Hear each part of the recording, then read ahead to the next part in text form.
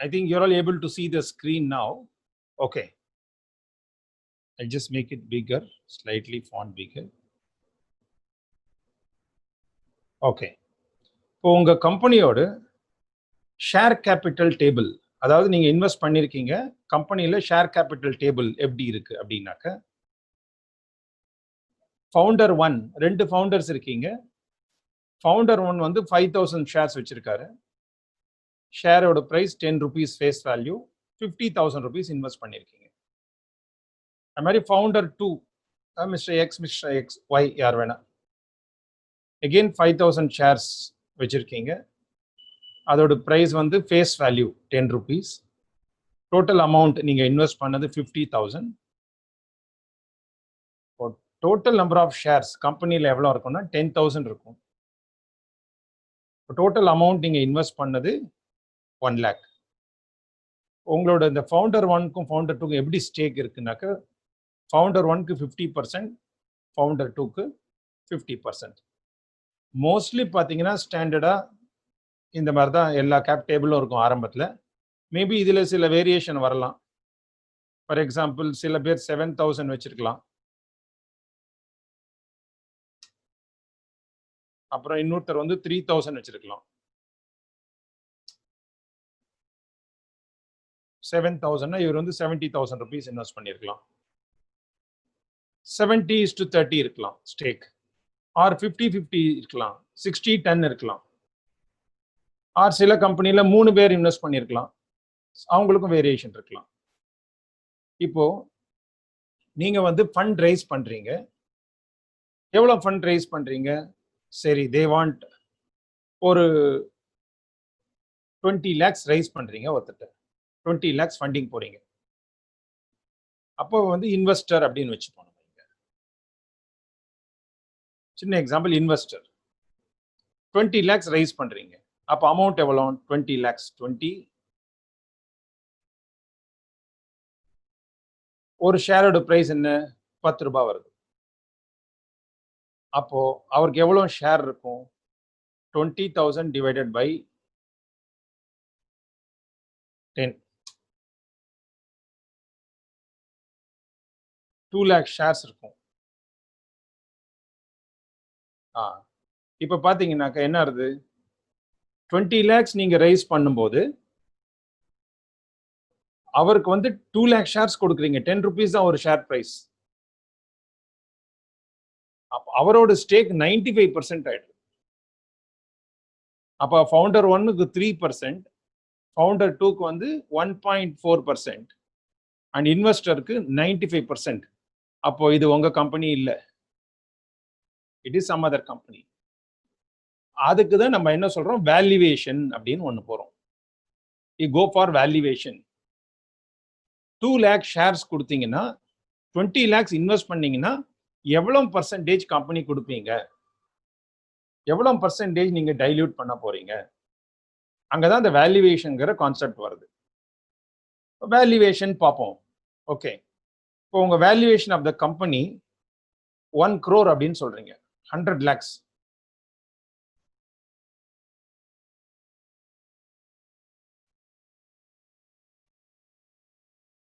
So உங்க valuation of the company is 1 crore அப்படின்னு சொல்றீங்க. அப்ப நீங்க எவ்வளவு இன்வெஸ்ட்மெண்ட் கேட்குறீங்க? 20 lakhs கேட்குறீங்க. அந்த 1 crore-ஓட 20 lakhs ஆட் பண்ணுங்க. இதோட டோட்டல் 1 crore 20 lakhs வருது. இப்போ இது என்ன சொல்றோம்? 1 crore-ங்கிறத ப்ரீ மணி வேல்யூவேஷன் அப்படின்னு சொல்றோம்.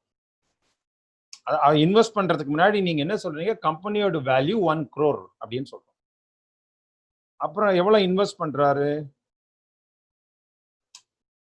20 lakhs இன்வெஸ்ட் பண்றாங்க.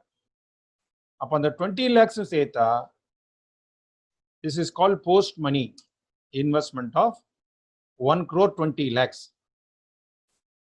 இப்போ நெக்ஸ்ட் கொஸ்டின், 10 rupeesக்குலாம் ஷேர் இஷ்யூ பண்ண முடியாது. எவ்வளவு ஷேர்ஸ் இஷ்யூ பண்றீங்க அப்படின்னு பார்க்கணும். அப்படின்னாக்க டைல்யூஷன் எவ்வளவு பண்றீங்க? Is called dilution.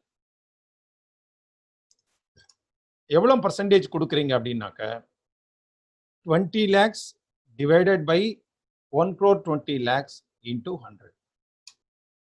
16% shares அவர் கொடுக்க போறீங்க. 16% shares. சரி 16% ஷேர்ஸ்னா எவ்வளோ ஷேர்ஸ் கொடுக்க போறீங்க?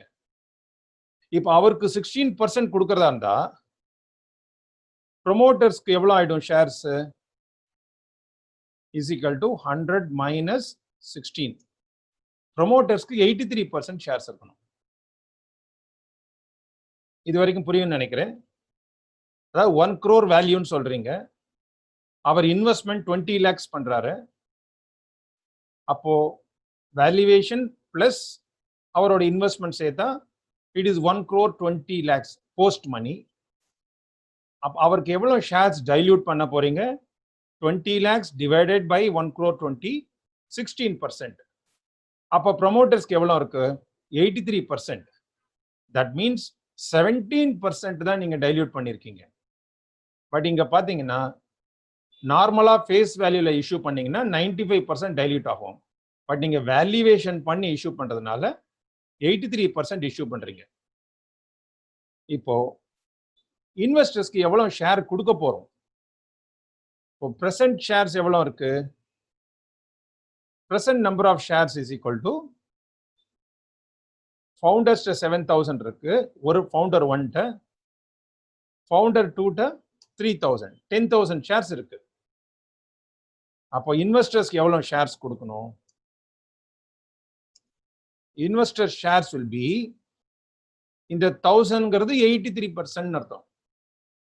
அப்போ 16% எவ்வளவு ஷேர்ஸ் கொடுக்கணும்? Simple mathematics.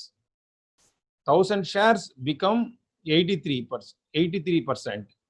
அப்போ 16% எவ்வளவு இருக்கும்? இன்வெஸ்டர்ஸ்க்கு 2000 ஷேர்ஸ் கொடுக்கணும். இப்போ நீங்க ஃபேஸ் வேல்யூல கொடுத்திருந்தா 2 lakh ஷேர்ஸ் கொடுத்துருப்பீங்க. இப்போ வேல்யூவேஷன் போட்டு பண்றதுனால இன்வெஸ்டர்ஸ்க்கு 2000 ஷேர்ஸ் கொடுக்க போறீங்க. இப்போ number of shares for 2000 investors எவ்வளோ? 2000. ஆனா அவங்க எவ்வளவு அமௌண்ட் கொண்டு வராங்க? 20 lakhs கொண்டு வராங்க. 20. அப்போ ஒரு ஷேரோட பிரைஸ் எவ்வளவு வருது? 20 lakhs divided by 2000, 1000 rupees ஒரு ஷேர். ஐ திங்க் இப்போ கிளியரா இருக்கும்னு நினைக்கிறேன். நீங்க 10 rupeesக்கு இன்வெஸ்ட் பண்ணிருக்கீங்க, உங்க கோ ஃபவுண்டரும் 10 rupeesக்கு இன்வெஸ்ட் பண்ணிருக்காரு. பட் இன்வெஸ்டருக்கு வந்து 1000 rupees ஷேர் கொடுக்குறீங்க. ஏன் 1000 rupees ஷேர் கொடுக்குறீங்க? அவரோட வேல்யூவேஷன், நீங்க கம்பெனி வரும்போது கம்பெனியோட வேல்யூ 1 crore சொல்லி அவர்கிட்ட 20 lakhs வாங்குறீங்க. ஸோ டோட்டல் போஸ்ட் மணி 1 crore 20 lakhs. 1 crore 20 lakhs வேல்யூவேஷன்னா அவருக்கு 16% டைல்யூட் பண்றீங்க. இப்போ உங்ககிட்ட இருக்கிறது 83%. உங்ககிட்ட இருக்கிற 10,000 ஷேர்ஸ் 83%னா அவரோட 16% ஷேர் ஷுட் பி 2000. ஸோ எவ்வளோ ஷேர்ஸ் இஷ்யூ பண்றோம் நிறைய பண்ணிட்டோம் இல்லையா? This is step 1. நோ, எவ்வளோ ஷேர்ஸ் நிறைய பண்ணியாச்சு. ஒரு ஷேரோட பிரைஸ் எவ்வளோ? 1000 rupees. ஆனா ஷேரோட ஃபேஸ் வேல்யூ என்ன? 10 rupees. அப்போ அந்த ரிமைனிங் என்ன சொல்றீங்க? 1000 மைனஸ் ஃபேஸ் வேல்யூ 990. ஸோ இதை கிளியரா சொல்றேன் தான், face value is equal to 10 rupees. Premium is equal to 990 rupees. அப்போ price of the share is 1000. I think all of you are clear with this, how we arrived at the price. இதுல important point premium. இதை தான் வந்து question பண்றாங்க. Income tax department என்ன சொல்றாங்க? Promoters 10 rupees share வச்சிருக்கும் போது எப்படி 990 rupees பிரீமியம்ல நீங்க ஷேர்ஸ் இஷ்யூ பண்றீங்க? இந்த பிரீமியம் வந்து வெரி ஹை. நீங்க ஃபேர் மார்க்கெட் வேல்யூ கண்டுபிடிக்கணும். ஃபேர் மார்க்கெட்டுக்கு மேல இருக்கிற பிரீமியம் அமௌண்ட் வந்து இட் பிகம்ஸ் யுவர் இன்கம். இந்த கம்பெனியில் அது இன்கம் ஆகும். அதுக்கு நீங்க டாக்ஸ் பே பண்ணணும். இதுதான் வந்து செக்ஷன் 56(2)(7)(b சொல்றது. 56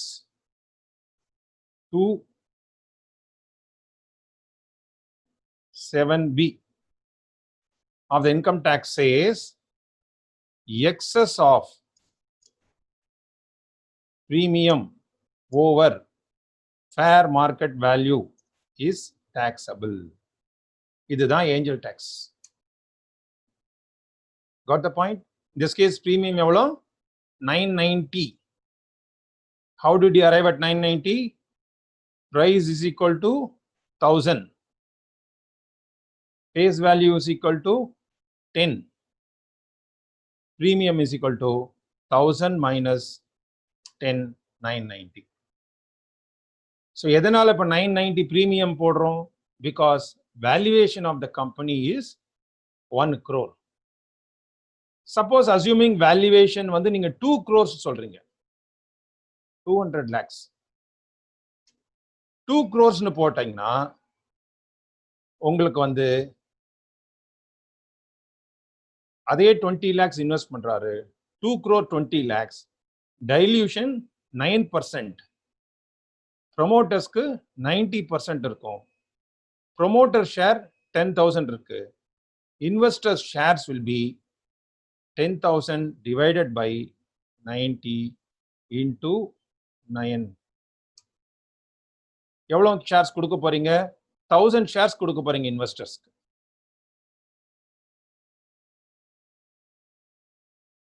You will get only 1000 shares.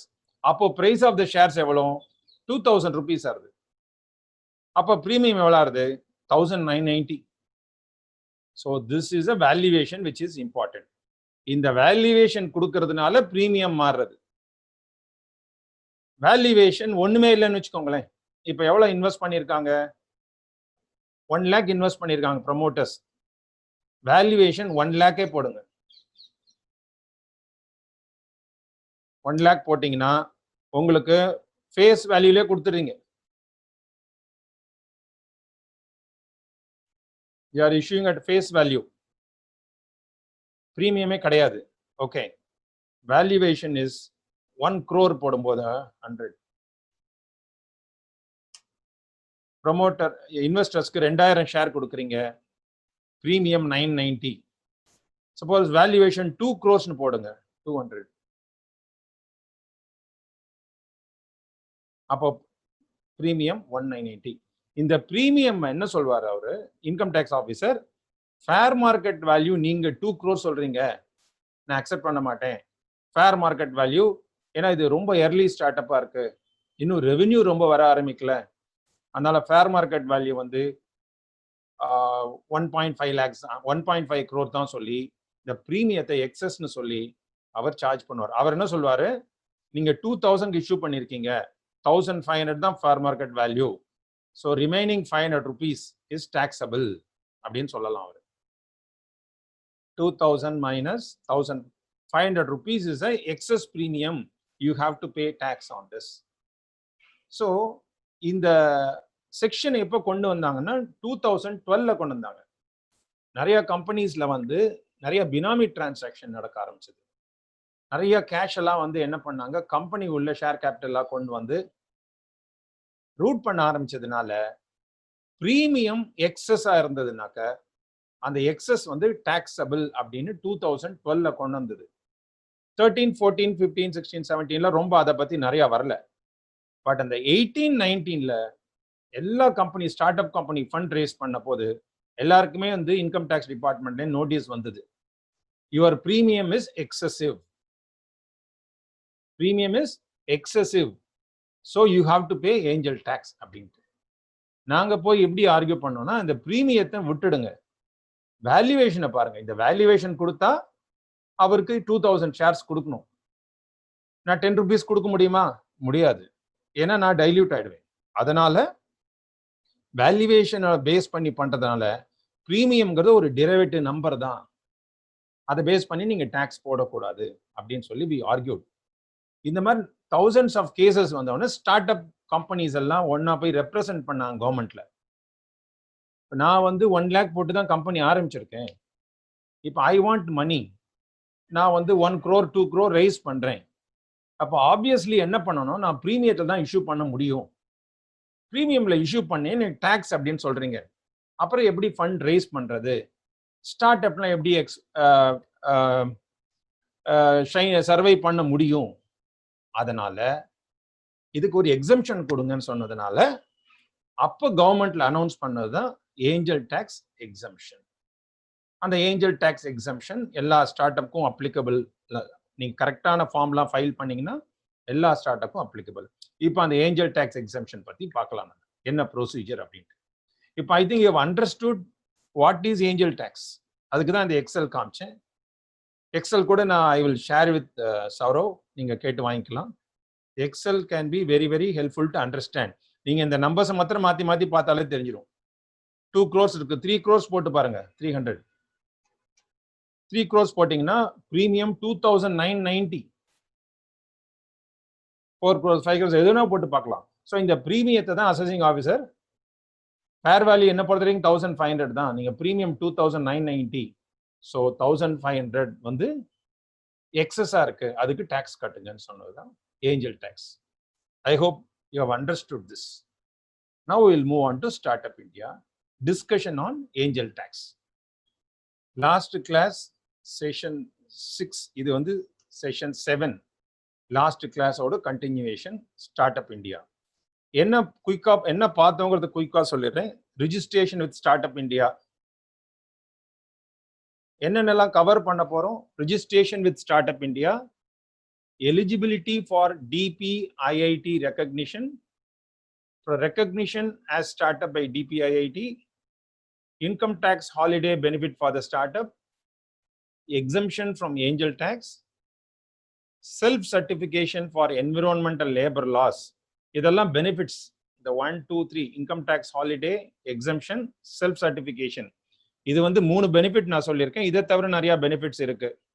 நீங்க ஐபி அதெல்லாம் ரிஜிஸ்டர் பண்ணும்போது அந்த ஃபீஸ் பே பண்றதுல ஒரு சப்சிடி இருக்கு.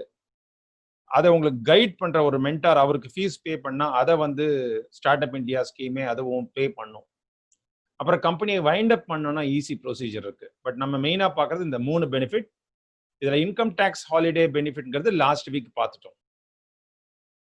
வேற என்ன பார்த்தோம் லாஸ்ட் வீக்ல? ஸ்டார்ட் அப் இந்தியானா என்ன, ஸ்டார்ட் அப் இந்தியா ஸ்கீம் என்ன அப்படின்னு பார்த்தோம். அப்புறம் DPIIT ரெகக்னிஷன், ஸ்டார்ட் அப் இந்தியாவில் ரெகக்னிஷன் வாங்கினோம்னா என்னென்னலாம் ஸ்டெப்ஸ் அப்படிங்கிறத பார்த்தோம். ரிஜிஸ்ட்ரேஷன் ப்ரொசீஜர் பார்த்தோம், step by step procedure.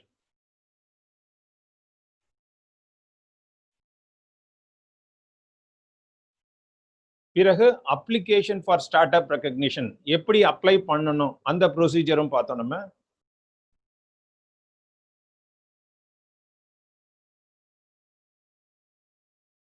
So இந்த அப்ளிகேஷன் நீங்கள் போட்டிங்கன்னு நிறைய கொரீஸ்லாம் வரும். அதை ஆன்சர் பண்ணோன்னு you will have DPIIT recognition certificate, start up India சர்டிஃபிகேட்னு வரும். அதை நீங்கள் வந்து அஃபிஷியலாக போட்டுக்கலாம். You are registered with start up India அப்படின்னு நீங்கள் மென்ஷன் பண்ணிக்கலாம். அதில் ஃபர்ஸ்ட் பெனிஃபிட் வந்து income tax exemption under section 80 IAC. அதாவது 3 years உங்களுக்கு டேக்ஸ் கட்ட வேண்டாம். அந்த பெனிஃபிட் வரணும்னா என்ன, எப்படி அப்ளை பண்ணணும், என்ன ப்ரொசீஜர், என்ன டாக்குமெண்ட் சப்மிட் பண்ணுங்கிறத நம்ம பார்த்தோம். குயிக்கா சொல்லணும்னா யார் யாருக்கெல்லாம் இந்த எலிஜிபிலிட்டின்னு பார்த்தீங்கன்னாக்க private limited company and LLP eligibility பார்த்தோம். அப்புறம் அது ப்ரொசீஜர் பார்த்தோம். ஒரு 3-4 பேஜ் இருக்கு.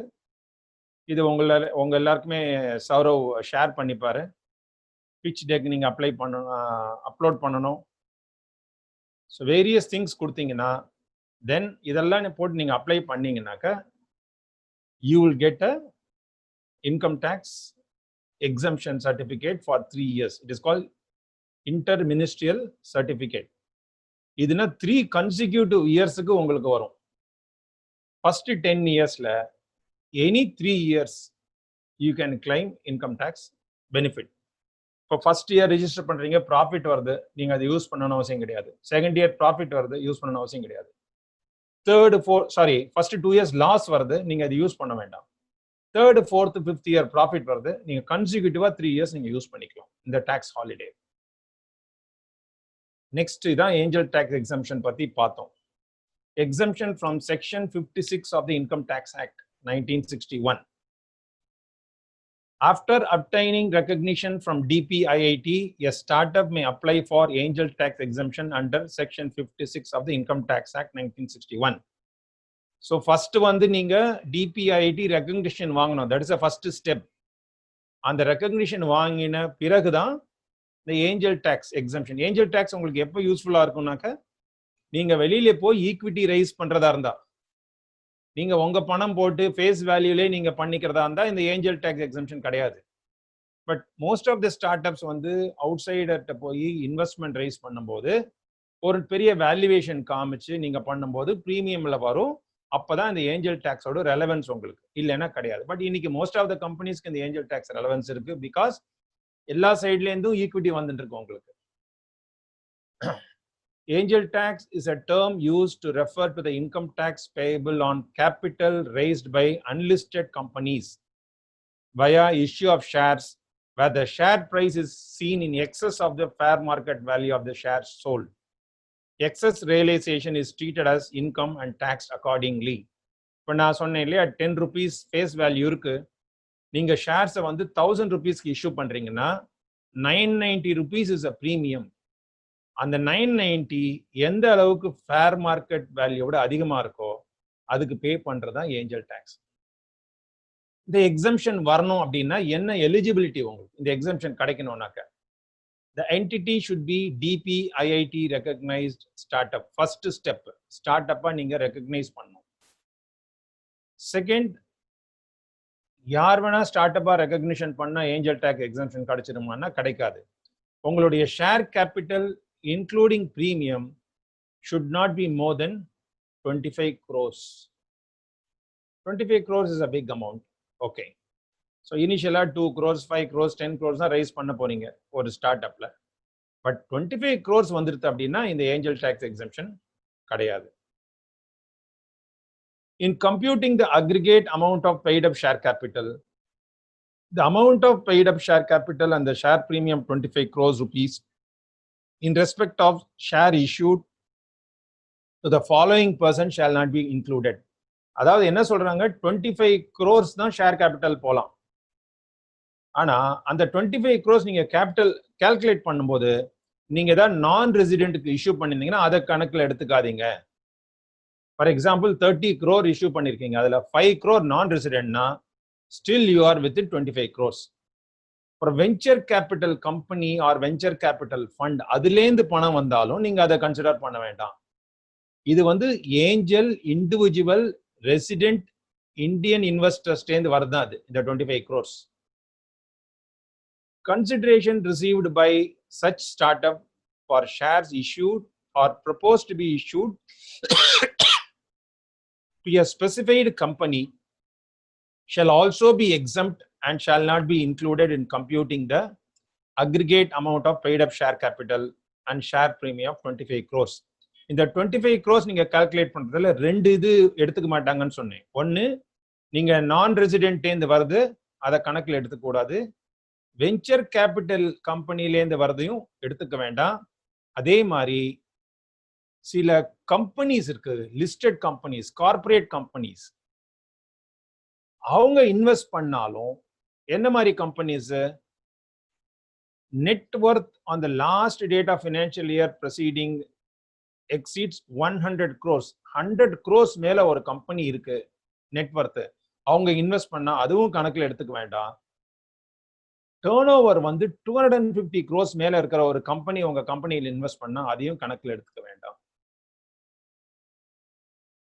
இந்த அதாவது இந்த கண்டிஷன் திரும்ப சொல்றேன். ஃபர்ஸ்ட் DPIIT ரெகக்னிஷன் வாங்கியிருக்கணும். செகண்ட், உங்களோட share capital including premium 25 crore மேல போகக்கூடாது. அந்த 25 crore அப்படி கால்குலேட் பண்ணும்போது 3 ஸ்ட்ரீம்ல வரதை நீங்க கணக்கில் எடுத்துக்க வேண்டாம். ஒன்னு, ஒரு நான் ரெசிடென்ட் இன்வெஸ்ட் பண்றாரு அப்படின்னா அதை எடுத்துக்க வேண்டாம். செகண்ட், ஏதாவது வெஞ்சர் கேபிட்டல் கம்பெனி இன்வெஸ்ட் பண்றாங்கன்னா அதையும் நீங்க கணக்கில் எடுத்துக்க வேண்டாம். மூணாவது, சில கம்பெனி, ஸ்பெசிஃபைடு கம்பெனிஸ், அதோட டேர்ன் ஓவர் வந்து 250 crores மேல இருக்கு, அதோட நெட் ஒர்த் 100 crores மேல இருக்கு, அந்த மாதிரி ஒரு பெரிய ஆர்கனைசேஷன்ல இருந்து நீங்க ஃபண்ட் வந்தா அதையும் அந்த 25 crores நீங்க கணக்குல எடுத்துக்க வேண்டாம். இந்த 3 condition if you are satisfied then you are eligible. Next என்ன பண்ணணும், நீங்க வந்து ஒரு டிக்ளரேஷன் கொடுக்கணும்.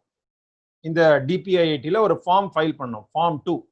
அதுல என்ன சொல்லணும், இந்த ஷேர் கேபிட்டல் ரைஸ் பண்றது வந்து ஒன்லி ஃபார் அவர் பிசினஸ், வேற எந்த பர்பஸ்க்கும் இல்ல. அப்ப அவங்க என்ன சொல்றான், சில பர்பஸ்க்குலாம் நீங்க அதை இன்வெஸ்ட் பண்ணீங்கன்னா இந்த எக்ஸம்ஷன் கிடையாதுங்கிறான். என்னென்ன பர்பஸ், நீங்க அதை வந்து பில்டிங் அண்ட் லேண்ட் வாங்கினா உங்களுக்கு ஏஞ்சல் டேக்ஸ் எக்ஸம்ஷன் கிடைக்காது. அப்புறம் நீங்க அதை வாங்கி லோனாவோ அட்வான்ஸாவோ கொடுத்தாலும் ஏஞ்சல் டேக்ஸ் எக்ஸம்ஷன் கிடைக்காது. அந்த பணத்தை வாங்கி நீங்க ஒரு கம்பெனியில ஈக்விட்டி இன்வெஸ்ட் பண்ணா அப்பவும் ஏஞ்சல் டேக்ஸ் எக்ஸம்ஷன் கிடைக்காது. இல்ல மோட்டார் வெஹிக்கிள் ஆர் ஏர்கிராஃப்ட் அந்த மாதிரி சில இது 10 lakhs மேல வாங்கினாக்க அப்பவும் ஏஞ்சல் டேக்ஸ் எக்ஸம்ஷன் கிடைக்காது. ஜுவல்லரி வாங்கினா கிடைக்காது. Drawings, paintings, sculptures, any work, bullion இதெல்லாம் வாங்கினா கிடைக்காது. என்ன மீன் பண்றான் அப்படின்னாக்க, நீங்க ஃபண்ட் ரைஸ் பண்ணிருக்கீங்க, அது பிரீமியம்ல ரைஸ் பண்ணிருக்கீங்க, பிரீமியம்ல ரைஸ் பண்ணா ஏஞ்சல் டேக்ஸ் வரும். அந்த ஏஞ்சல் டேக்ஸ் எக்ஸம்ஷனுக்கு நீங்க அப்ளை பண்ணி உங்களுக்கு எக்ஸம்ஷன் கிடைச்சதுன்னா இந்த வர பணத்தை நீங்க வந்து இந்த கேட்டகரிஸ் எக்ஸ்பென்சஸ் யூஸ் பண்ணக்கூடாது. என்ன, லேண்ட் அண்ட் பில்டிங் வாங்கக்கூடாது, அப்புறம் மோட்டார் வெஹிக்கிள், லக்ஸூரியஸ் கார்ஸ் அதெல்லாம் வாங்கக்கூடாது, இன்னொரு கம்பெனி ஷேர்ஸ்ல இன்வெஸ்ட் பண்ணக்கூடாது, யாருக்கான லோன்ஸோ அட்வான்ஸஸோ கொடுக்கக்கூடாது. அதை தவிர அந்த பணத்தை யூஸ் பண்ணி ஒரு டிராயிங்கோ, பெயிண்டிங்கோ, ஸ்கல்ப்சர்ஸோ வாங்கக்கூடாது. இதெல்லாம் these expenses R not allowed. இந்த மாதிரி பண்ண மாட்டேன்னு நீங்க டிக்ளரேஷன் கொடுத்த உடனே அவங்க வந்து உங்களுக்கு ஏஞ்சல் டேக்ஸ் எக்ஸம்ஷன் கொடுப்பாங்க. என்ன procedure, you have to file form 2. Form 2 format நான் காமிக்கிறேன் உங்களுக்கு, அது ஸ்டார்ட் அப் இந்தியா இதுலேயே இருக்கு. அந்த ஃபார்ம் 2 ஃபைல் பண்ணிட்டீங்கன்னாக்க உங்களுக்கு you will get a letter from the CBDT, central board of direct taxes. அதுலேருந்து கிளியரா உங்களுக்கு லெட்டர் வரும், your company is exempted from section 56(2)(7)B.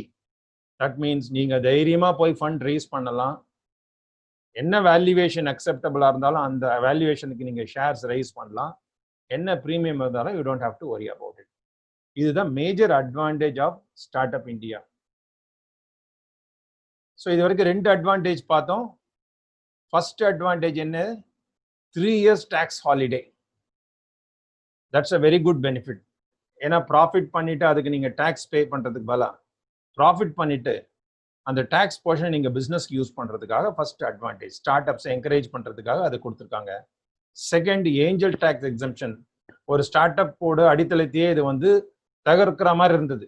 நான் ஃபண்ட் ரைஸ் பண்ணாலே டேக்ஸ் பே பண்ணணுங்கிறத அதுக்கு பதிலாக நீ எக்ஸம்ஷன் வாங்கி நீங்க பிரீமியம்ல இஷ்யூ பண்ணாலும் அதுக்கு எந்த டேக்ஸும் கிடையாது அப்படிங்கிறது தான் செகண்ட் பெனிஃபிட். தேர்ட் பெனிஃபிட் வந்து செல்ஃப் சர்டிஃபிகேஷன். இது ரொம்ப சிம்பிள். லேபர் லாஸ் இருக்கு, கம்பெனியில் என்ன இருக்கு, ஃபர்ஸ்ட் நீங்க ரெஜிஸ்டர் பண்ண உடனே 10 பேர் அதிகமாச்சுன்னா ESI வரும், 20 பேர் தாண்டி ஆச்சுன்னா PF வரும், அந்த மாதிரி வேரியஸ் கான்ட்ராக்ட் ஆக்ட் வரும், வேரியஸ் லேபர் லாஸ் இருக்கு. ஒரு ஸ்டார்ட் அப் கம்பெனியில இந்த லேபர் லாஸ்லாம் நீங்க ஃபாலோ பண்ணிட்டு அடிக்கடி அவங்க இன்ஸ்பெக்ஷன் வந்தாங்கன்னாக்க உங்களோட ஆபரேஷன் அஃபெக்ட் ஆகும். அதனால என்ன சொல்லியிருக்காங்க, நீங்களே சர்டிஃபை பண்ணா போதும், நான் எல்லாத்தையும் கரெக்டா ஃபாலோ பண்றேன் நீங்க சர்டிஃபை பண்ணிட்டீங்கன்னாக்க எந்த ஒரு இன்ஸ்பெக்ஷனும் வரமாட்டாங்க. செல்ஃப் சர்டிஃபிகேஷன் அலோவ் பண்றாங்க. This is one of the advantages of start up India. என்னென்ன ஆக்டில் எல்லாம் இந்த செல்ஃப் சர்டிஃபிகேஷன் பண்றாங்க அப்படின்னாக்க 6 லேபர் லா, அப்புறம் 3 என்விரான்மெண்டல் லா, இந்த 9 ஆக்டும். இப்போ சில கம்பெனி வந்து என்விரான்மெண்டல் லால ரெஜிஸ்டர் பண்ணணும், ஆனா ரெஜிஸ்டர் பண்றதுக்கு என்ன ப்ரொசீஜர், முதல்ல நீங்க அப்ளை பண்ணணும், அப்புறம் அவங்க கொடுப்பாங்க, அப்புறம் ப்ரொவிஷனல் வரும், அப்புறம் இன்ஸ்பெக்ஷன் வருவாங்க, 1000 கொஸ்டின் கேட்பாங்க, பிசினஸ்ல ஃபோக்கஸ் பண்ண முடியாது. அதற்காக கொடுத்தது தான் இந்த self certification. In the case of labor laws, no inspection will be conducted for a period of 5 years.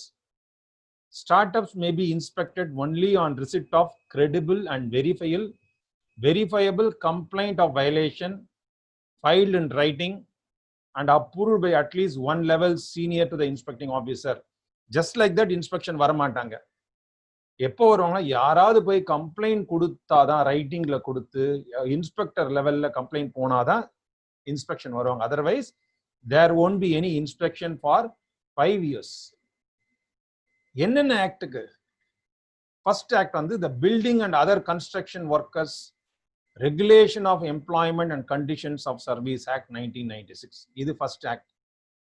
Second, Interstate Migrant Workmen Regulation of Employment and Conditions of Service Act 1979. இதிலேந்து exemption உண்டு. மூணாவது, Payment of Gratuity Act. எப்படியும் first 5 years gratuity not applicable. Contract Labor Regulation Act, Employee Provident Fund Act, அப்புறம் ESI Act. So இந்த 6 ஆக்ட்லேருந்து உங்களுக்கு self certification பண்ணாலே inspection யாரும் வரமாட்டாங்க. தேர் won't be any inspection for 5 years unless they get a credible complaint from somebody. அதே மாதிரி environmental law, என்னென்ன environment? Water prevention and control of pollution act 1974, water cess act 2003, Air Prevention Control of Pollution Act 1981.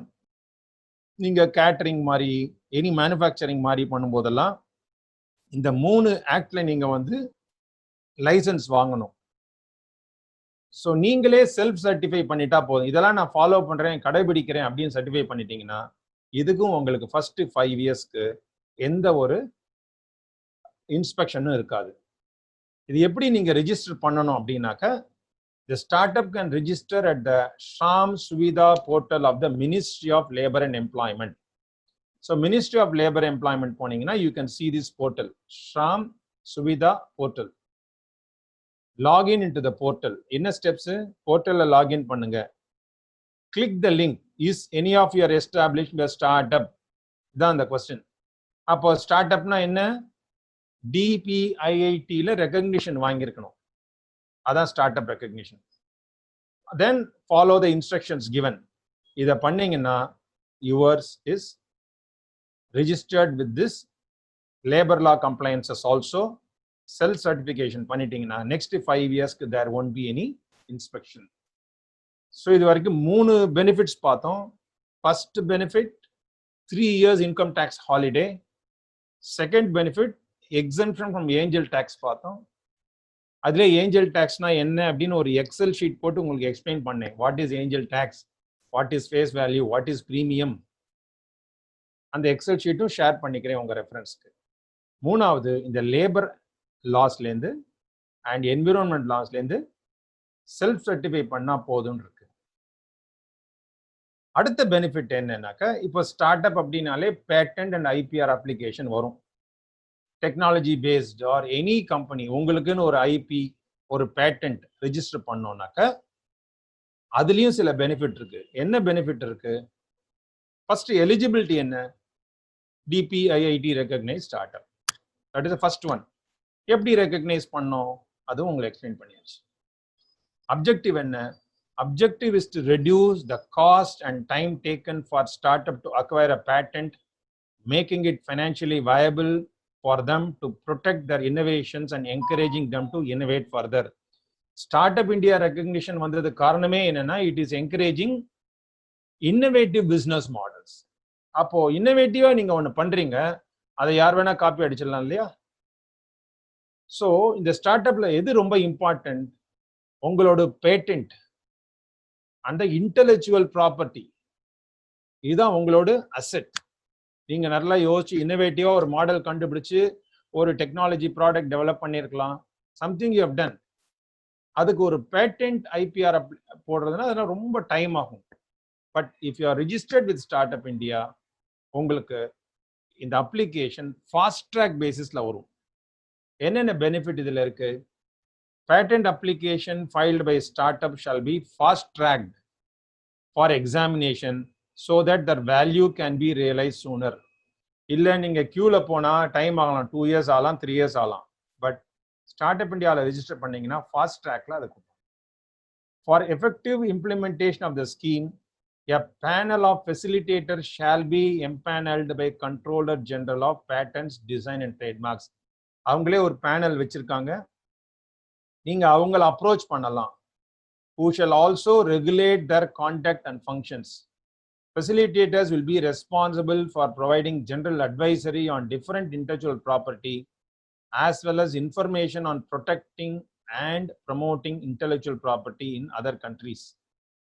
Under this scheme, the central government shall bear the entire fees of the facilitators for any number of patents, trademarks, or designs that a startup may file, and the startup shall bear the cost of only statutory fees payable.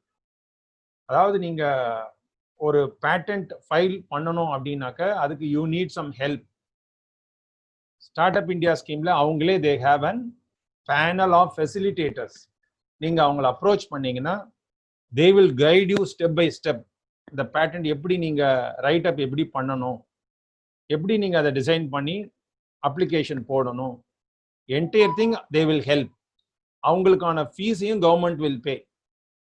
இந்த statutory ஃபீஸ்னு இருக்கும், அது வந்து very nominal fees, 1000 rupees 2000, அது மாத்திரம் தான் நீங்க பே பண்ற மாதிரி இருக்கும். Startup shall be provided an 80% in rebate in filing of patents vis-a-vis other companies.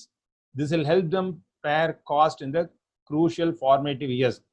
Patent registration costlyana affair, அதுலயும் உங்களுக்கு வந்து 80% rebate they are giving. நீங்க registration எப்படி பண்ணணும்னா, the startup should reach out to an appropriate facilitator depending on its desired sector and the jurisdiction of the facilitators for up-to-date information about the process and required documents for a patent or trademark application. So in the last session லையும் இந்த செஷன்லையும் நம்ம பார்த்தது start up இந்தியானா என்ன, start up India registration DIT recognition எப்படி வாங்கணும், அதுல என்னென்ன பெனிஃபிட்ஸ் இருக்கு, அந்த பெனிஃபிட்ஸ் பத்தி எலாபரேட்டா பார்த்தோம் எக்ஸாம்பிளோட. திரும்ப ஒரு ரிவிஷன் பண்ணோம்னா 4 பெனிஃபிட்ஸ் ஸ்ட்ரெயிட்டாவே அவைலபிள். அதில் 3 years இன்கம் டேக்ஸ் எக்ஸம்ஷன், அப்புறம் ஏஞ்சல் டேக்ஸ் எக்ஸம்ஷன், அப்புறம் லேபர் லா, என்விரான்மெண்ட் லா, செல்ஃப் சர்டிஃபிகேஷன், அப்புறம் பேட்டன்ட் அண்ட் IPR ரெஜிஸ்ட்ரேஷனுக்கு ஃபாஸ்ட் ட்ராக்ல பண்ணலாம். 80% ஆஃப் த ஃபீஸ்ல சப்சிடி கிடைக்கலாம். ஃபெசிலிட்டேட்டர்ஸ்க்கு பே பண்றத ஃபுல் அமௌண்ட்டை வந்து கவர்மெண்ட்டே பே பண்ணும். இது 4 மேஜர் பெனிஃபிட்ஸ். அதை தவிர என்ன பெனிஃபிட் இருக்கு அப்படின்னாக்க, அதை தவிர இருக்கிற பெனிஃபிட் வந்து வைண்டிங் அப். ஜென்ரலி வந்து ஒரு கம்பெனியை வைண்ட் அப் பண்றதுங்கிறது ஒரு லென்த்தி ப்ராசஸ். ஒரு ஸ்டார்ட் அப் ஆரம்பிக்கிறீங்க, சப்போஸ் அது கிளிக் ஆகல, வைண்ட் அப் பண்ணிட்டு வேற கம்பெனிக்கு ஆரம்பிக்கலாம் நீங்க. பட் வைண்டிங் அப்ங்கிறது நார்மலா பண்ணும்போது it's a lengthy procedure. 2 to 3 years ஆகும், நிறைய காஸ்ட் ஆகும் இந்தியாவில். இவங்க வந்து 90 daysல வைண்ட் அப் பண்ற மாதிரி they give you the benefit if you are a startup. This is a 5th benefit. அது தவிர மல்டிபிள் பெனிஃபிட்ஸ் இருக்கு. வேரியஸ் ஸ்கீம்ஸ்ல லோன் கொடுக்கும்போது ஸ்டார்ட் அப் இந்தியா ரெஜிஸ்ட்ரேஷன் இருக்கான்னு கேட்க போறாங்க. நீங்க ஸ்டார்ட் அப் இந்தியா போர்ட்டல் போய் பார்த்தீங்கன்னா எலாபரேட்டா இருக்கு, வெரி பிக் ரிசோர்ஸ். எஜுகேஷன் நிறைய இருக்கு, எஜுகேஷன் ஃபெசிலிட்டிஸ் இருக்கு. they educate you on various things. then project reports நிறைய அவைலபிள் இருக்கு. அப்புறம் மார்க்கெட் சர்வே ரிசல்ட்ஸ் நிறைய அதில் இருக்கு. சிட்பி லோன், வேரியஸ் பேங்க் லோன்ஸ்லாம் ஸ்பெசிஃபிக்கா ஸ்டார்ட் அப் ரெகக்னைஸ்ட் இருக்கு. These are the benefits. உங்க கொஸ்டின்ஸ் என்னென்னு பார்த்துட்டு குவிக் ரிவிஷன் ஒரு தடவை கடைசி தடவை பார்க்கலாம்.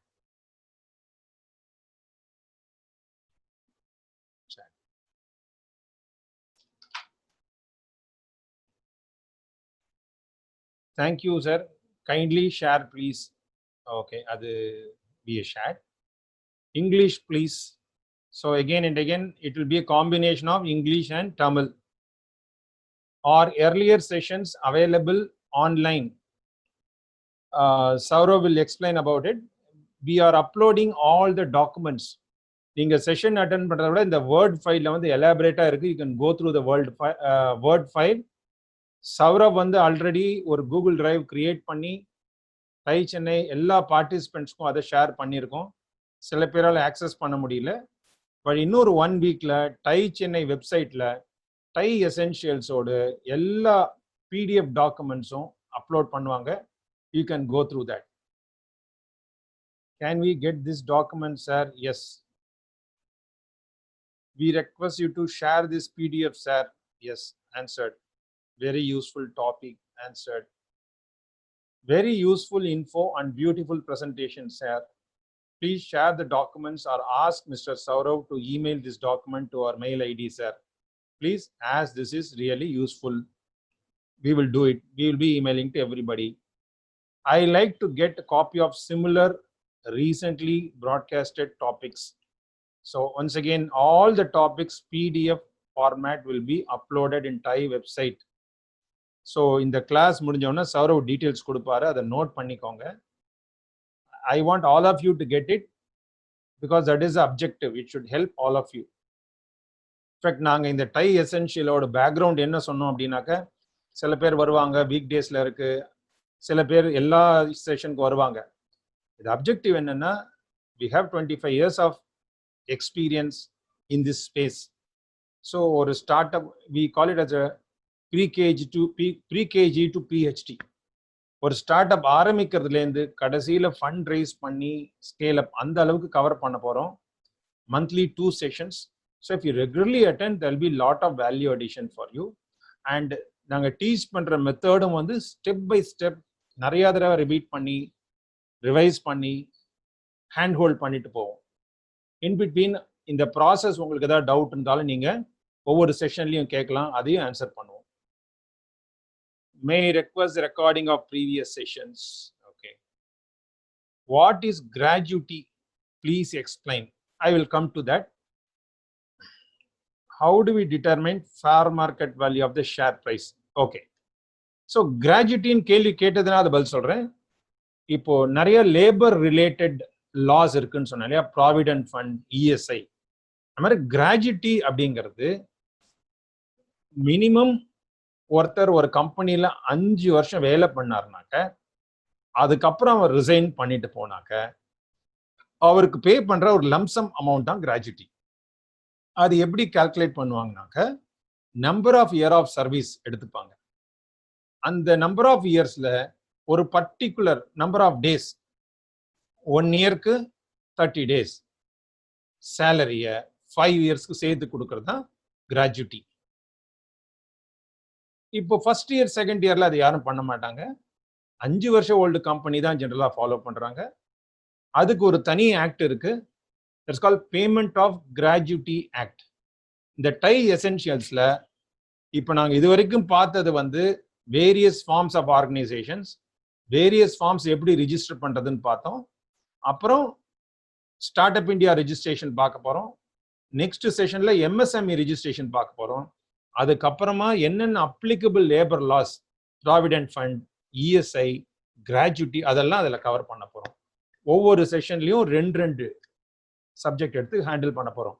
கிராஜுட்டி இருக்கு, பேமெண்ட் ஆஃப் போனஸ் இருக்கு, மினிமம் வேஜஸ் ஆக்ட் இருக்கு, அதெல்லாம் அதில் டீட்டெயில்டாக கவர் பண்ணலாம்.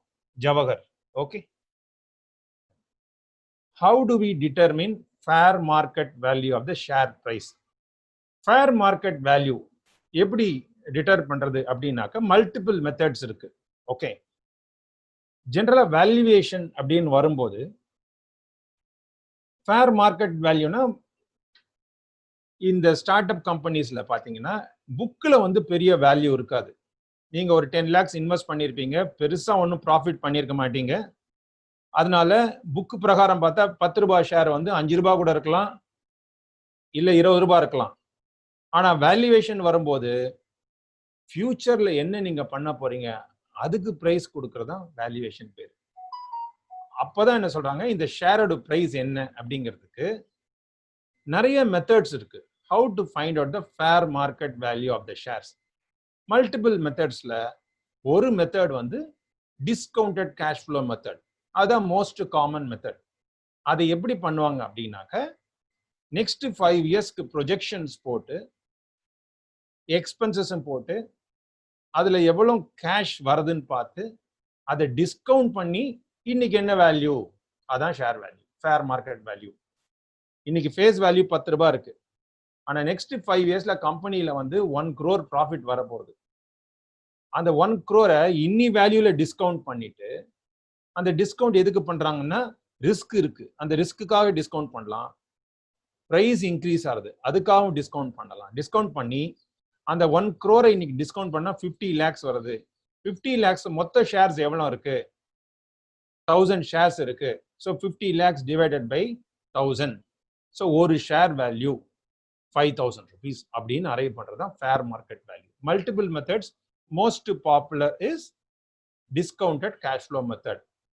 நான் ஏற்கனவே சொன்ன மாதிரி டை எசென்ஷியல்ஸ்ல வேல்யூவேஷன், ஃபேர் மார்க்கெட் வேல்யூ அப்படிங்கிறது தனி செஷன்ஸ் இருக்கு, அதுல ஃபுல்லா கவர் பண்ணலாம். அதுவும் இன்னைக்கு ஜஸ்ட் ஒரு ஐடியாக்காக ஒரு பிரீஃபா உங்களுக்கு எக்ஸ்பிளைன் பண்ணேன்.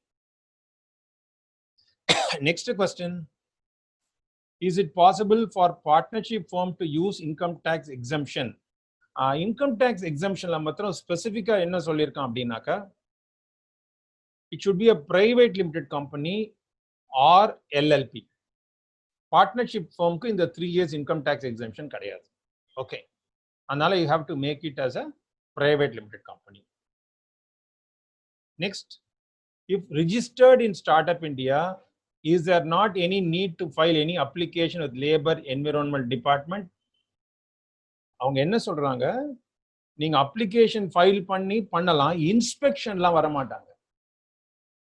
நீங்க இப்ப ப்ராவிடென்ட் ஃபண்ட்னா நீங்க பே பண்ணணும், இஎஸ்ஐனா நீங்க பே பண்ணணும். தட் மீன் நீங்க கம்ப்ளை பண்ணணும். அது இல்ல 10 எம்ப்ளாயிஸ் இல்ல இஎஸ்ஐ வராதுன்னா நீங்க செல்ஃப் சர்டிபிகேஷன் கொடுத்தா போதும். அந்த இன்ஸ்பெக்ஷன் ஒன்னு பண்றத நீங்க அவாய்ட் பண்றதுக்காக நீங்களே ஒரு சர்டிபிகேட் கொடுக்கறது தான். அதுக்காக நீங்க வந்து அப்ளிகேஷன் பண்ணாமே விட முடியாது. நீங்க அப்ளை பண்ணி ரிஜிஸ்டர் பண்ணி பே பண்ணணும். நான் கம்ப்ளை பண்றேன் அப்படிங்கறத சர்டிஃபை பண்ணணும். கம்ப்ளை பண்றதுன்னா என்ன? ரிஜிஸ்ட்ரேஷன் பண்ணி பணத்தை ரெமிட் பண்றது. இதை நாங்களே கரெக்டா பண்ணிடுறோம், நீங்க வந்து இன்ஸ்பெக்ஷன்லாம் பண்ண வேண்டாம் அப்படிங்கிறோம். மாதிரி என்விரான்மெண்டல் ஆக்ட் இருக்கு, என்விரான்மெண்டல் டிபார்ட்மெண்ட்ல நீங்க ரெஜிஸ்டர் பண்ணுங்க, பட் அவங்க இன்ஸ்பெக்ஷன்லாம் வர மாட்டாங்க. நீங்க கம்ப்ளை பண்ணா போதும், அவங்க அப்பப்போ வந்து இன்ஸ்பெக்ஷன் பண்ணுவாங்கன்னா பண்ண மாட்டாங்க ஃபர்ஸ்ட் 5 years. அதுதான் இந்த பெனிஃபிட் இருக்கு. நெக்ஸ்ட் கொஸ்டின்,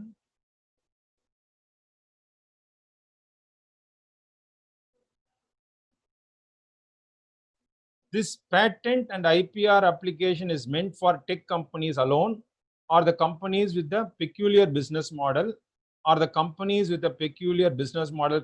யார் வேணா அப்ளை பண்ணலாம், அது பேட்டன்டபிளா இருக்கணும். பேட்டன்ட் பண்ற சாதாரணமா நான் வந்து ஒரு ஃபுட் இண்டஸ்ட்ரியில இருக்கேன், நான் ஒரு பர்டிகுலர் ரெசிபி வச்சிருக்கேன், இதை பேட்டன்ட் பண்ணோம்னா அதுக்கு பேட்டன்ட் கிடையாது. எதுக்கெல்லாம் பேட்டன்ட் அவைலபிளோ அதெல்லாம் பண்ணலாம். Can be automobile, electronics, electrical, எதுல வேணா எதுக்கெல்லாம் பேட்டன்ட் அவைலபிளோ பண்ணலாம். அதுக்கு தான் நீங்க என்ன பண்ணணும், அந்த மாதிரி ஒரு ஐடியா வந்தாலே இங்க ஒரு பேனல் ஆஃப் எக்ஸ்பர்ட்ஸ் இருக்காங்க ஸ்டார்ட் அப் இந்தியாவில். தே are called facilitators. You can contact them, they will be able to guide you. If NRI pays premium by investing in out company, then for premium over FMU angel tax will be applicable. Is it right, sir? அதாவது angel tax non resident invest பண்ணீங்கன்னா angel tax exemption straight away. Angel அந்த செக்ஷனே applicable கிடையாது. Non resident venture capitals அவங்கெல்லாம் invest பண்ணாங்கன்னா இந்த angel tax ப்ரொவிஷனே அவங்களுக்கு applicable கிடையாது. இந்த ஏஞ்சல் டாக்ஸ் ப்ரொவிஷன் யாருக்கு அப்ளிகபிள்னா, இங்க இந்தியன் கம்பெனில ஏஞ்சல் இண்டிவிஜுவல் இன்வெஸ்டர்ஸ் பண்றாங்க, அவங்களுக்கு தான் இந்த ஏஞ்சல் டாக்ஸே. They are called angels. Non ரெசிடென்ட்ஸ்க்கு not applicable. Venture capital company பண்ணா அவங்களுக்கும் not applicable. Even for your company it is அப்ளிகபிளா இருந்தா கூட இண்டிவிஜுவல் இன்வெஸ்டர்ஸ்க்கே அப்ளிகபிளா இருந்தாலும் 25 crores மேல போச்சுன்னா எக்ஸம்ஷனை வித்ட்ரா பண்ணிடுவாங்க. ஆனா அந்த 25 crores கால்குலேட் பண்ணும்போது நான் ரெசிடென்ட் இன்வெஸ்ட் பண்ணாருனாக்க அதை நீங்க கணக்குல எடுத்துக்க வேண்டாம். அதே மாதிரி வெஞ்சர் கேபிட்டல் கம்பெனி யாரா இன்வெஸ்ட் பண்ணா அதையும் கணக்குல எடுத்துக்க வேண்டாம். Okay, that is for HP. Then Muralidharan, sir, have you authored any books regarding startups valuation, funding, valuation? No, I have not authored any book, Muralidharan. Thai Essential Notes will come as a book, I hope. HP, thank you, sir. What is the validity for angel tax exemption? How many times it can be used? நீங்க ஒரு தடவை வாங்கிட்டீங்கன்னா it is applicable always unless அவங்களே withdraw பண்ற வரைக்கும். So every time நீங்க fund raise பண்ணும்போது angel tax exemption வாங்க வேண்டாம். கம்பெனி இன்கார்பரேட் பண்ணிட்டு நீங்க உடனே ஏஞ்சல் டாக்ஸ் எக்ஸம்ஷன் வாங்கிட்டீங்கன்னா ஃபியூச்சர்ல எந்த ரவுண்ட் வந்தாலும் you are exempted. It is one time. Please share guidelines on what qualifies as a startup. Does it apply for service oriented? Yes, there is no distinction. Manufacturing சர்வீஸ்லாம் கிடையாது. அவன் ஸ்டார்ட் அப்க்கு வந்து 5 guidelines கொடுக்குறான். ஒன்று, it should be a private limited company, partnership firm or LLP. Second, it should be less than 10 years. Third, turnover should be less than 100 crores. Fourth, you should have a scalable, innovative business model. See, scalable, innovative model. அது வந்து எந்த ஸ்ட்ரீம்ல வேணா இருக்கலாம். மேனுஃபேக்சரிங்ல இருக்கலாம், சர்வீஸ்ல இருக்கலாம். Fifth, existing பிசினஸை split பண்ணி new business மாதிரி காமிச்சு வாங்க முடியாது. இதான் 5 guidelines. These are the 5 points in the guidelines or eligibility guidelines. Next, can we go for angel funding or raising fund through accelerator or as a LLP registered startup? See, generally funding வரும்போது அவங்களுக்கு டிரான்ஸ்ஃபரபிளா இருக்கணும், exit கிடைக்கும். அப்படி பண்ணும்போது they all prefer private limited company. ஏன்னா private limited companyங்கும் போது it's governed very well. You can issue shares, equity shares issue பண்ணலாம், preference shares issue பண்ணலாம். Investors want some preference, they want preference shares, convertible preference shares. இந்த மாதிரி நிறைய flexibility இருக்கிறதுனால investors will prefer only private limited company. LLP லாம் யார் பண்ணுவாங்கன்னா partners மாதிரி இன்வெஸ்ட் பண்றாங்க. Some people are coming as a partners. உங்களோட இன்னும் 2 பார்ட்னர் எடுத்துக்கிறீங்க, அவங்களும் இன்வெஸ்ட் பண்றாங்கன்னா எல்எல்பி நீங்க எடுத்துக்கலாம். அதுல வந்து டிரான்ஸ்ஃபரபிலிட்டியோ நம்பர்ஸ் அதிகமா இருக்காது. பட் ஜென்ரலி இந்த மாதிரி ஏஞ்சல் ஃபண்டிங் போனீங்கன்னா they want you to be a private limited company. Mohan, that's for you, Mohan. Then Nivas, thanks for about partnership tax exemption. That is angel tax exemption, sir, not partnership tax exemption. Angel tax exemption. Javagar, one question, sir, please unmute me. Yeah, Javagar, I'll just finish off these questions, then you'll get a chance. Sorry for asking the same question again, sir. Only one time angel tax exemption can be used. Next time, whether no. Only one time you have to file form 2 and get a certificate. Then it is applicable for all the round of investment. திரும்ப திரும்ப நீங்க வாங்கணும்னு அவசியம் கிடையாது. ஓகேவா? HP. Okay, right. Prasad, obtaining funding from a bank for a newly registered LLP is really a challenging. Can we have an offline discussion on this? Bank பொறுத்த வரைக்கும் ஃபண்டிங்க்கு they have a criteria. You should have collateral and you should be able to repay the principal and interest. அதுக்கு they want some track record. அதை தவிர some government schemesல போகும்போது இந்த track recordம் collateralம் கிடையாது. So எந்த மாதிரி லோன் நீங்க அப்ரோச் பண்றீங்கன்னு பொறுத்து இருக்கு. Offline you can definitely discuss, Prasad. Then, sir, we have a registered LLP. Can I not seek for investors? See, அதுக்கு தான் பிரபு ஏற்கனவே இந்த கொஸ்டின் ஆன்சர் பண்ணேன். ஜென்ரலா இன்வெஸ்டர்ஸ் வந்து பிரைவேட் லிமிடெட் கம்பெனி தான் ப்ரிஃபர் பண்ணுவாங்க. LLB known people, 1 or 2 people, உங்களோட பார்ட்னர், லிமிடெட் லைபிலிட்டி பார்ட்னர்ஷிப். இது பார்ட்னர் மாதிரி நீங்க ஒர்க் பண்ணும்போது இந்த எல்எல்பி யூஸ் பண்ணிக்கலாம். பட் எல்எல்பியில வந்து இன்வெஸ்ட் பண்றது தப்பு கிடையாது. பட் ஜென்ரலி ஒரு இன்வெஸ்டர்ஸ் வந்து எல்எல்பிக்கு வர மாட்டாங்க. Okay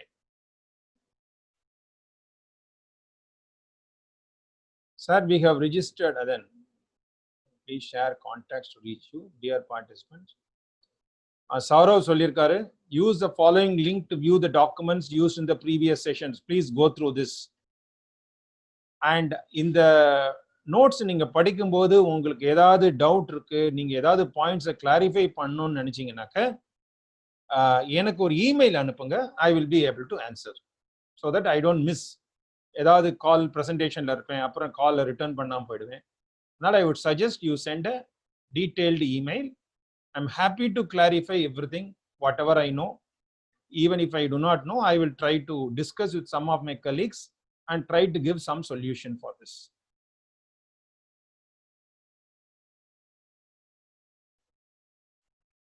I think we have answered all the questions.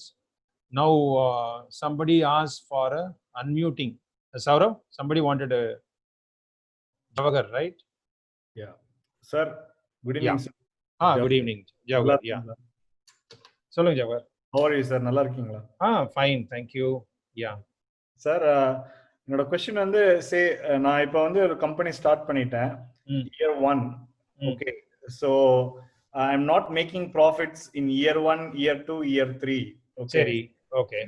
Since Startup India has given me time up to 10 years, so can I wait till I make quite a bit of profit and then apply for Startup India so that I can make best use of the tax? Right now, when you are not making much money, okay, you want tax exemption. But when you are making really good amount of profit in year 6, 7 or 8 or even 8, 9 and 10, can I go and apply at that time? Is it okay, sir? No problem. Okay. See, அவங்க என்ன சொல்றாங்க, it is available for 3 consecutive years in the first 10 years. Okay. Okay.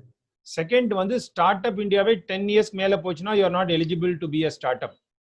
Okay. Second, இந்த 3 years holiday eligible na நீங்க வந்து 1st April 21 குள்ள company incorporate பண்றணும். அது பண்ணிட்டீங்க. Okay. நீங்க என்ன பண்ணலாம், அப்ளை பண்ணிட்டு you can claim the exemption 3 years. In fact, you can wait for 1 or 2 years. ரொம்ப டிலே பண்ணாம, because நாளைக்கு அதை withdraw பண்ணா, just see for some time. Wait for 1 or 2 years and you can always go for that whenever you need. Okay. Apply பண்ணிட்டு வச்சிரலாம். ஆனா you can இல்ல startup இந்தியால register பண்ணிடுங்க. Okay. Go for registration as a startup. Okay. எப்படியுமே 10 years தான் நீங்க startup eligibility. அது வந்து ரெஜிஸ்ட்ரேஷன்ல இருந்து 10 years கிடையாது, கம்பெனி இன்கார்ப்பரேட் பண்ணதுல இருந்து 10 years. ஓகே. அதனால நீங்க ரெஜிஸ்டர் பண்ணிட்டு இந்த டாக்ஸ் ஹாலிடேக்கு கொஞ்சம் வெயிட் பண்ணலாம். உங்களுக்கு எப்ப தேவையோ அப்ப நீங்க அப்ளை பண்ணி வாங்கிக்கலாம். Okay. Okay, sir. Yeah. Thank you, sir. Yeah. Okay.